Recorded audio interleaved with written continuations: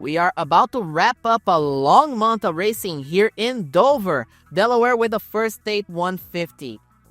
We start by giving a forewarning. It has rained all weekend here in Dover. We've been at risk of rainfall since morning. The forecast shows you how fast the winds are, and they are carrying more and more clouds from the north, and that is going to make this 150 lap race not only between the drivers and themselves, but against time as well. They need to beat the rain, and if they can't, you need to be ahead.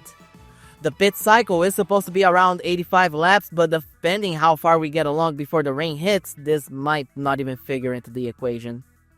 Taking the front row, we got the two most recent champions in activity, Corbin Dempsey and Rebecca Pellerin. Right behind them, Charlie Faulkner and Lee Schmidt, with Ryan Faulkner closing the top 5.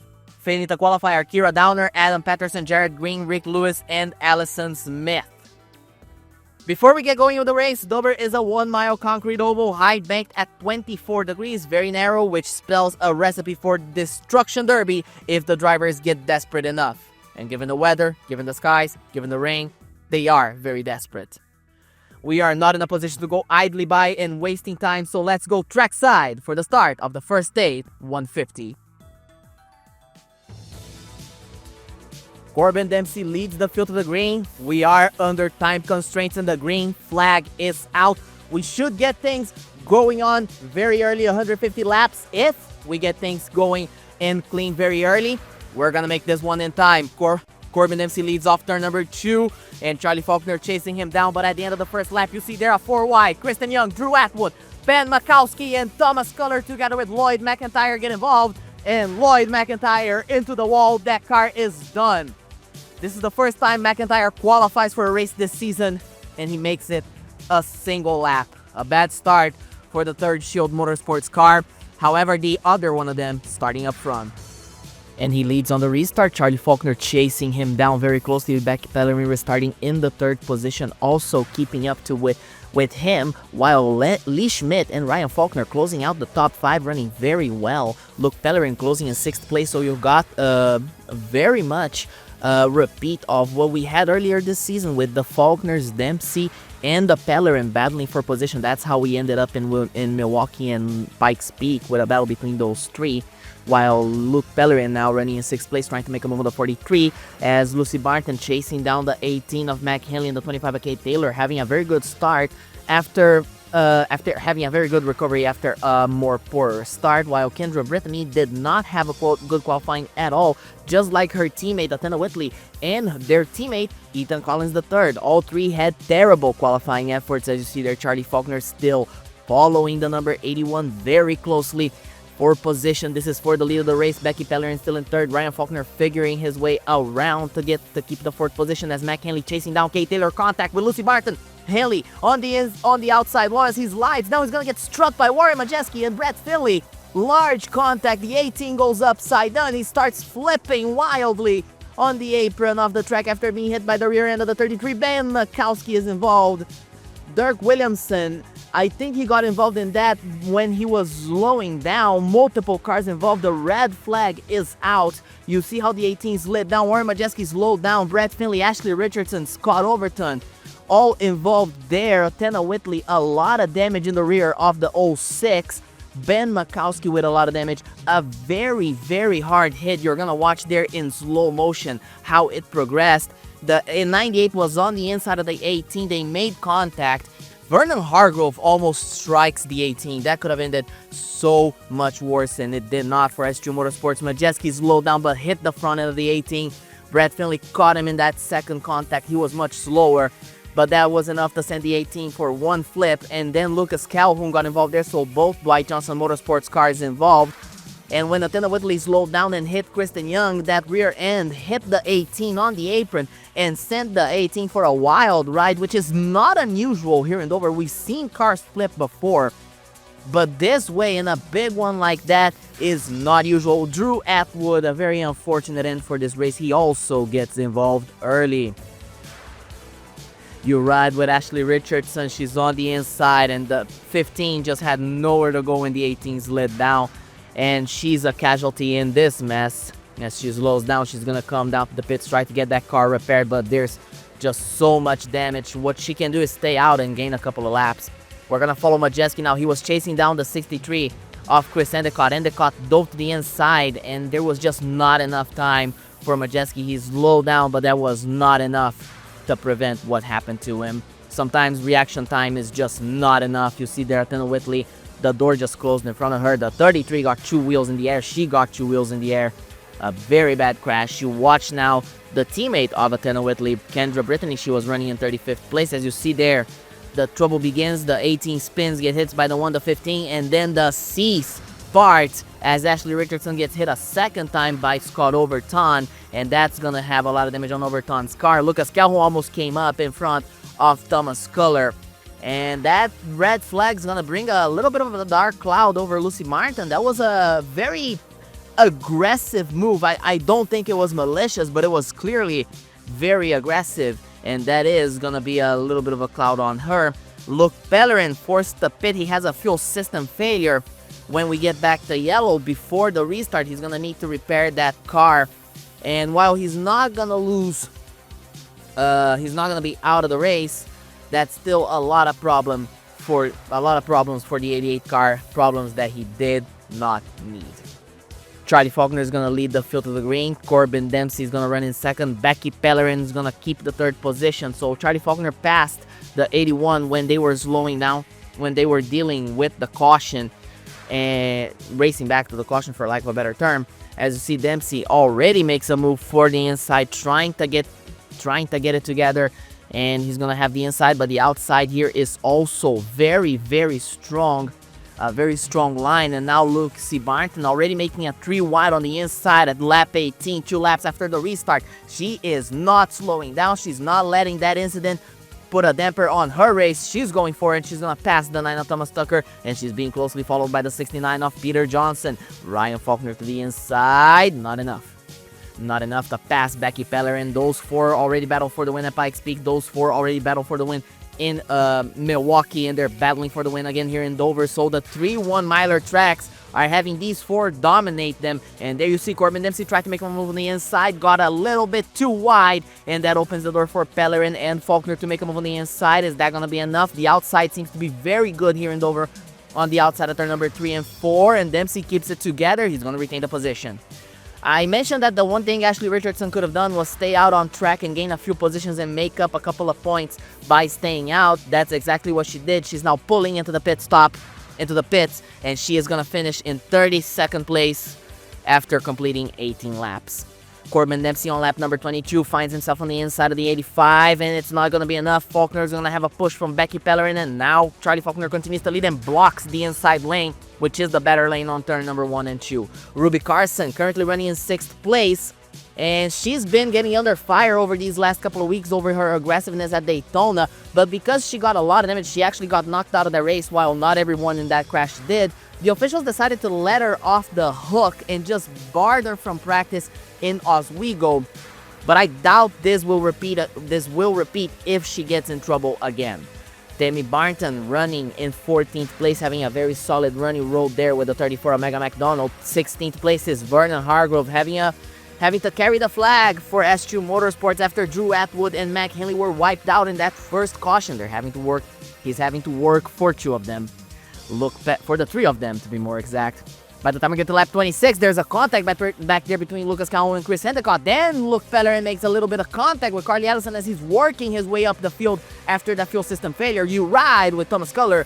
As you see there, the 63 pushed up just a little bit, and that was enough for Lucas Calhoun to just shove him down. And there you see how the 63 forces his way in. This Dover track has been very, very slick on the entrance off corners. Kristen Young hanging on, and she's being lapped by Charlie Faulkner. She's the first car to be lapped under green flag conditions. Corbin Dempsey still second. Becky Pellerin falls to third. And there you see Ryan Faulkner and Lee Schmidt battling for the 4th position. And Faulkner on the inside, Lee Schmidt on the outside. And this time the outside line is not going to work because Kristen Young is right there.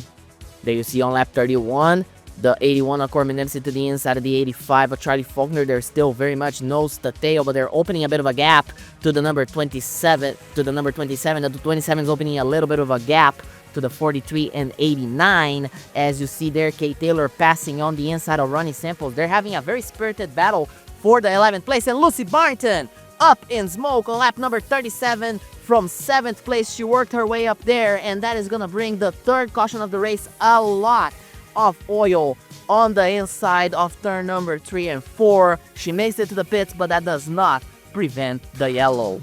As you see there, the flagger on the stand calling the yellow. You see how they race back to the line. Charlie Faulkner, Corbin Dempsey, Becky Pellerin opened a big gap to the 89 of Ryan Faulkner. And now the field takes this opportunity and everyone decides to pit this time around, at least for a splash of fuel. Well, not exactly a splash of fuel, because this could be the only pit stop they do after that first red flag due to Mac Henley's flip. So when they come out, they're going to have around 100 laps of fuel until the end. They can make it to lap 140. We don't know if we're going to make it to lap 140. The weather's looking worse by the minute. And as you see, the running order did not change after the pit stops.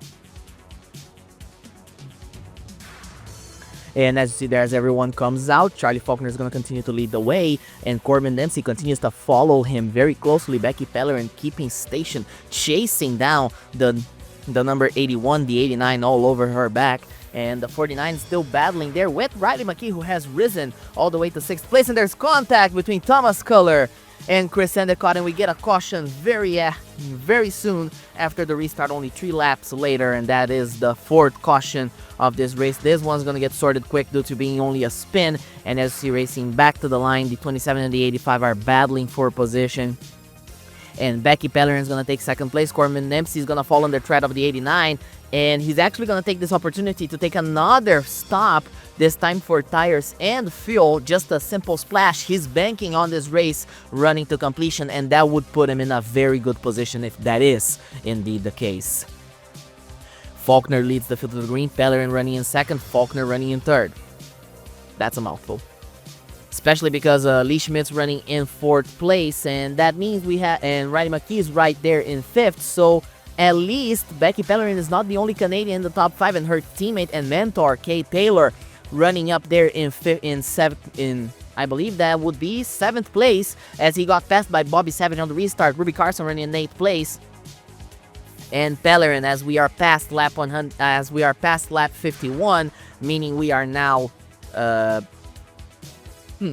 we are now 1/3 of the way through. Means Becky Pellerin is chasing down, trying to make as much time as she can, fighting for position. Lee Schmidt is falling by the wayside, falling behind the 89, trying to hang on to the 4th position as the 25 and the 22 are chasing him down. Look, Pellerin already up to 20th place after his pit stop due to failure. He gets together with a 59 that could have ended much worse than it did, but he only gets the 59 a little bit loose, and he's gonna take the 19th spot, and he's gonna chase down his informal teammates Megan McDonald in the 34. Lap 53, you see Thomas Tucker there running in 14th, Joey Anderson having a very good run in 15th, and then Boyd Abbott, the teammate to Thomas Tucker, who got turned by Thomas Tucker in that race. He has a look on the inside, and I'm sure that the driver of the number 9 had a couple of flashbacks to that race, and I'm pretty sure he felt the 99 was going to give him a tap, as there's contact between the two of Kit Lurchler, the 97 of Tammy Barton. Tammy Barton's going to take the position on the outside, and Tammy Barton's going to jump to the 12th spot as Becky Pellerin to the inside of the 85, but the 85 gets a good run, and the 89 is going to follow him through and follow him by to set it up side by side for 2nd place. And Ryan Faulkner is going to get the nose ahead as they come into turn number 3, and Ryan Faulkner is going to take the 2nd position as Thomas Culler and Carly Ellison get together. That is teammate trouble and 2 straight cautions caused by Thomas Tucker tapping someone in turn number 1. Let's ride together with the driver of the number 02, and the 20 just slowed down so much. He came in so hot. There was nothing either of them could have prevented. They were in such different lines that when Carly Ellison came down, Thomas Culler had nothing but to come up, and that caused this contact. At least Carly Ellison's not out of the race. We're going to get another quick restart, only 3 laps of caution, and we restart on lap number 60 of 150. And there you see Faulkner leads away with Ryan Faulkner in 2nd place. So the Faulkner is now dominating once again. If you remember Fontana, those 2 were in 1st and 2nd at the end of it. and they were in first and second for most of it. So the Faulkners are very good at working together, but at the same time, at the same token, they are prone to getting in trouble because in Carbondale, they actually wrecked each other. They both still finished well, but they wrecked each other out of a possible win. As Rebecca Pellerin continues to hold the third position, getting chased down by Riley McKee. So the Canadian cavalry is arriving. As you see there, Luke Pellerin and Corbin Dempsey working together to get the 18th place from Megan McDonald and Boyd Abbott. As Vernon Hargrove's right there in the wars. Tammy Barton and Joey Anderson battling for the 14th position. So the top two in the Rookie of the Year battle and the Rookie Challenge are very close together. Megan McDonald makes a crossover move, forces a 3 wide on the inside of turn number 4, and she makes contact with the old 3 coming out of turn number 4. That's going to help Tammy Barton to run away with the position as she's being chased now by those 2 cars. Big contact, and there goes the 30 upside down. Side over side and over, and a massive crash involving the 0-2 and one other car there. I believe that's Hibiki Murata. It is indeed Hibiki Murata. A big contact there.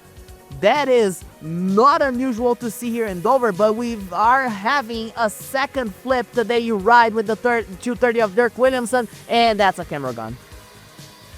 That one's a goner. That one's... Are we even questioning?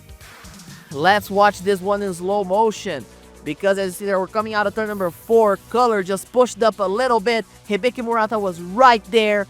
That put the 30 on the wall at full speed. The wheel of that car climbed on top of the wall, sent him in the air, and from then on, he was just a passenger of agony, and the 30 goes upside down. The thing is, and you're not gonna believe this, and I'm gonna tell you right after, because you're gonna ride with Dan Wright, who got to see this one from the very expensive seats. He was right in front of it, and that could have ended much worse for him. But yeah, he drove away. He's driving away. That car is banged up. The onboard camera in that car no longer works. But he got up to 135 miles an hour. He got up to 4th gear. He's actually 150 miles an hour now. And he takes the yellow, which means that the 30 car might actually be fine. The officials are actually going to have to take a look at that. And you're going to see on the next lap, he's going to be the only car to hit the pits, solely because the officials are going to have a long, hard look. You can see them walking around the car as the team starts to repair. They start prying off the front end panel of that car. They start to remove the latches that are used to fixate the composite bodies. They got under that car to get them loose. And as you're going to see, he's back in it. The officials let him get back in it.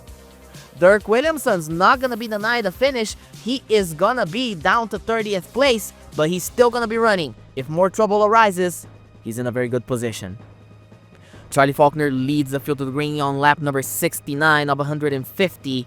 We still have over 80 laps to go, and Becky Pellerin already making a move on the inside. She has her teammate Kate Taylor right behind her, looking to assist her in this battle against both Faulkners, and Ryan Faulkner to the inside for the lead of the race. And he's making a move on his father, and he's not taking any prisoners. Doesn't matter who they are, doesn't matter who they're related to. And there he goes to the inside, side by side, but Charlie Faulkner has that outside lane, and that outside lane is just so much better. Becky Pellerin to the outside, Kate Taylor to the inside. Kate Taylor is going to take the position, and here comes Riley McKee, and Riley McKee to the inside as well. Lee Schmidt following them very closely, and Riley McKee unable to make the move, and Lee Schmidt closing in the distance very highly as Joey Anderson and Megan McDonald get together in the battle for 16th place. Joey Anderson sent around. Miss him. Boy, oh boy, that could have ended much worse. That could have ended much worse, but it ends in a single car spin. Joey Anderson has a lot of damage, but he's not out of it. Charlie Faulkner leads the field to the green. We are past the halfway point. We are on lap number 77 of 150 now.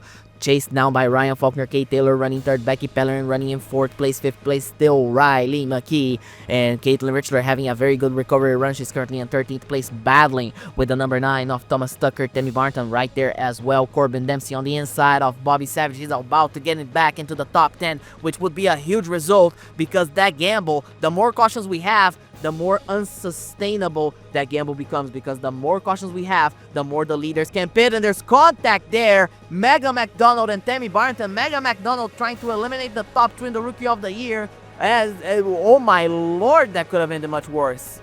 It could have ended so much worse. Vernon Hargrove has to he panics due to that, and he actually moves to the apron, and he loses a bunch of positions that could have ended in a much more catastrophic way, while Ruby Carson running in 8th place under threat from the 7 of running samples. In the 46 of Marcy Crawford, a big surprise there. Marcy Crawford inside the top 10, while the Faulkners open a large gap to the Luke Stark cars as we open lap number 8170. Laps remain here in Dover.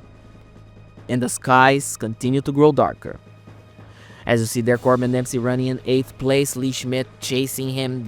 Lee Schmidt being chased down by him. And there goes Corbin Dempsey for the 7th position. Chased down by Peter Johnson as well. While Becky Pellerin running right there in 4th place, battling with her teammate and mentor. I have to reinforce her mentor, Kay Taylor. He actually failed to qualify for Beltsville. So this 3rd place is him coming back with a vengeance. And I don't think Becky wants the smoke. I don't think she wants this fight, because Kay Taylor, when he wants to, he can be brutal. Charlie Faulkner into the back of the 63 of Chris Endicott while lapping the 63. That could have ended in disaster for the driver of the 85. And Thomas Tucker with problems. Problems for Thomas Tucker on the inside. He goes to the apron, and that is an engine breakdown. It's not going to end his race, but he is now very slow, and he's going to be forced to drive very slowly into the pits. He's going to lose a lap. Becky Pellerin to the inside of the 25 as they lap the number 63 of Chris Endicott, and Becky Pellerin is going to be back on the 3rd position thanks to a Canadian lap car. Coincidence? Actually, yes, because here comes Riley McKee, makes contact with the 63, and that's why I told you it's a coincidence. Sometimes it happens. Joey Anderson surviving so far, falling a lap now to the number 51 of Bobby Savage and the 2 of Caitlin Richler. Ruby Carson right there lapping the number 03. She tags the number 03. She tags him. Oh my God. Ruby Carson just dumped. Joey Anderson got a lot of damage from that as well. Thomas Culler, Boyd Abbott get involved, in Thomas Culler upside down. Side over side, end over end. Thomas Culler hits the 03 on the driver's side. The 99 tags him, and there goes the 02. He gets hit by Kendra Brittany, who was slowing down for this. Dan Wright, Ethan Collins, and Kristen Young involved. Massive, massive crash, and I sincerely do not understand why Ruby Carson did it. Look at the amount of damage in the 77. That is gonna bookend her race as well, and that is gonna be a 2nd red flag for this race as we are about 60 laps to go. Massive, massive, undeniably massive. You're gonna watch in slow motion once again what happened to Thomas Culler. He was coming down to the inside. He started slowing down already before he was even up to the caution line. He hits the rear end of the side of the 03, and that impact ended up sending him flipping. It weight shifted that car, and he just started flipping wildly. Nothing he could do there. Likewise for the 99 of Boyd Abbott. A dud of a weekend for Abbott. Tammy Barnton almost got wiped out in that, but Kendra Brittany was unable to avoid her. Megan McDonald gets involved as well. Hits the rear end of the 02, the 59, the 28. Right up there, slowing down, reacting to the trouble, and Collins unable to miss a little bump to the 28. The 71 hits him very hard. Thomas Tucker comes out of the pits, and that's actually going to help him a lot because he's going to recover a lap after this red flag, and you can see how dark the sky is. And this is a race against time, and I believe time will win. Ryan Faulkner leads the field to the green, but we are already under yellow. What the hell, guys? We're going to have to see what happens here as he rounds out the final corner to take the yellow flag. And it's Ethan Collins and Vernon Hargrove getting together on the restart. Hargrove with a lot of damage in the 28. And the rain comes by the time we get the lap number 105. And this is effectively, very likely, what's going to end this race. You watch how the drops start falling here and over. And this is just a shame, a very troublesome race. We knew the rain was coming, and I want to judge this by the anxiety. Okay, I want to judge this by the anxiety. As you see the official waving the red flag, and I do receive word from the officials that this race indeed is over. And I want to speak by the side of caution and say that the anxiety, the current situation with the races being very much packed in together, caused a very much outpouring of this anxiety into this race when we had essentially a time limit to work. But it's a shame it ends like this. Ryan Faulkner wins his first in 2018. For the second time in 2018, the Faulkners finish a race 1-2, but the big difference is that they actually swap positions, and Ryan Faulkner for this time around wins his second career win, the first in 2018. He took his time to win a race this season. Just like last year, he only won in the Try Hard 500 duels. Becky Pellerin, Corbin Dempsey close out the top 4. Corbin Dempsey actually was able to rally all the way back to 4th. A fantastic result for the 81 car after a gamble that did not work at all, as it turns out. Riley McKee finished in 5th. Kate Taylor, a very good result in 6th place after failing to qualify for Beltsville. Lee Schmidt, Peter Johnson, Bobby Savage closes in 9th place, and Ronnie Samples back in the top 10, the 17-year veteran in the series, still bringing some very good results every once in a while. He closes his day in the top 10, a very good result for him, considering all the trouble that we had today. Taking a look at the championship, Charlie Faulkner now a little bit below the 2,000 point mark. Ryan Faulkner 74 points behind. Becky Pellerin 97 points behind. She's back in 3rd place after a less than favorable race in Oswego. She's having to play catch up once again, and it's at least working in positional terms. In numerical terms, not so much. Corbin Dempsey 133 points behind, still fighting, still alive. Luke Pellerin likewise, and Thomas Tucker also. So far, they don't take the lead on the next race, but they're still mathematically eligible. Lucy Barton, Riley McKee, and Mac Hinley are starting to teeter in ineligible territory. This is going to be a little troublesome for them because it's a lot of points they're leaving on the table. Due to most of the time inconsistency, especially on the case of Lucy Barton, Riley McKee only came alive at a few moments this year, so it's a big surprise for HQS Racing that he's even in the battle at all. And Mac Hinley is actually also having to play catch up after a very bad start of the season. Yet, there's still time. There's still 15 races to go. They can join the fray. Taking a look at the Rookie Challenge, you see there how Tammy Barton actually improves on her average finish by only a couple of tenths, but Joey Anderson completely craters from 20.3 at Beltsville to 21.0 after this race in Dover, mostly because he got the jimmies wrecked out of him twice. First by Megan McDonald, second by Ruby Carson. The officials wanted a talk with Ruby Carson. I can't imagine they're too happy. But that double teaming, that tag teaming, means he loses a lot of the positions that he could have owned on Tammy Barton, made that 5-alarm fire even worse for the driver of the 97. Ben Makowski actually also loses his average finish, but he maintains station in the 3rd position because Kendra Brittany also lost a single tenth. She went from 21.6 to 21.7 despite the crash today. Marcy Crawford actually is one that improves a lot. She had a 23.0 leaving Beltsville, and leaving Dover she has a 21.8. Colin Kaiser did not start today, so he stays stationary in 6th after reaching his minimum of 4 races this season. Warren Majeski having a difficult year so far for Torgerson Racing, but he's working out the kinks. He's trying to improve.